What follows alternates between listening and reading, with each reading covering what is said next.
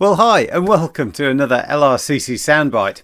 I'm carrying on with our look through some of the things that Jesus said that are recorded in the Bible for us by a guy called Luke. Today, the disciples, Jesus' closest followers and friends, they've been arguing. For some reason, we don't know why, they were having a heated debate about which one of them was the greatest. I guess they knew that Jesus was the master, but out of the 12, well, who was second in command? Jesus' answer to this, though, is somewhat unexpected. Now, it's probably worth knowing that at this time in Israel, it was an intensely patriarchal society. Men were the most important by a long way.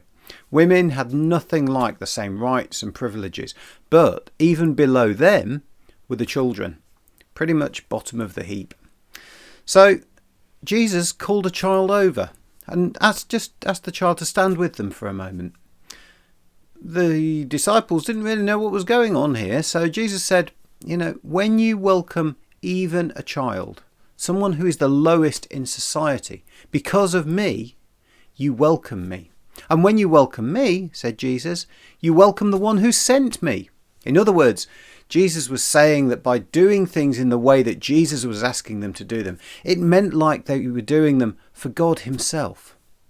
Take time out, Jesus was saying, to treat even the lowest person in society with the same level of respect as the person you would consider to be the most important.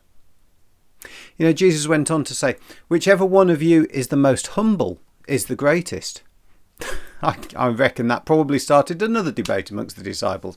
Which one of us is the most humble then? Do we have to constantly put ourselves down all the time?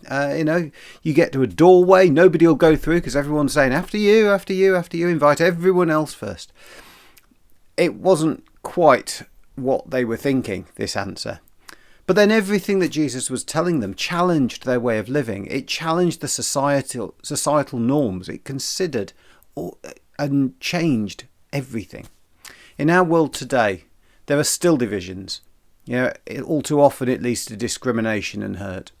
When I was thinking about this, I came to the conclusion that frequently, I think a lack of understanding and a lack of willingness to try and understand someone else can be one of the root causes.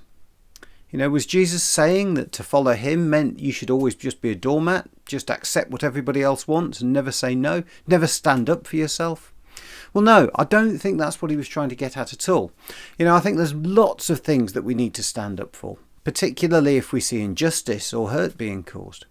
And Christian faith is not just about accepting what everyone else wants.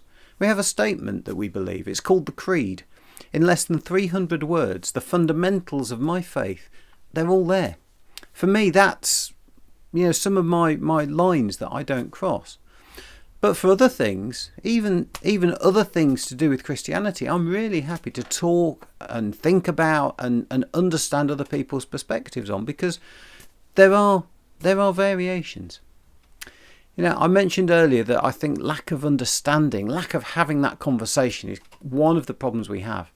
So, why not take some time this week to learn something new about someone or a group of people that you currently don't have a lot of knowledge of?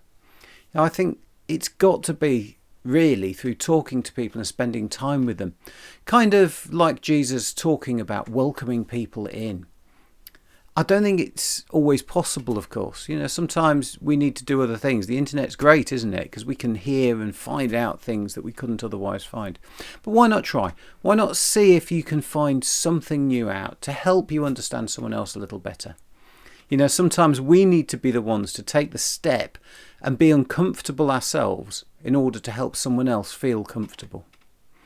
I hope you have a great week. I'll see you next time.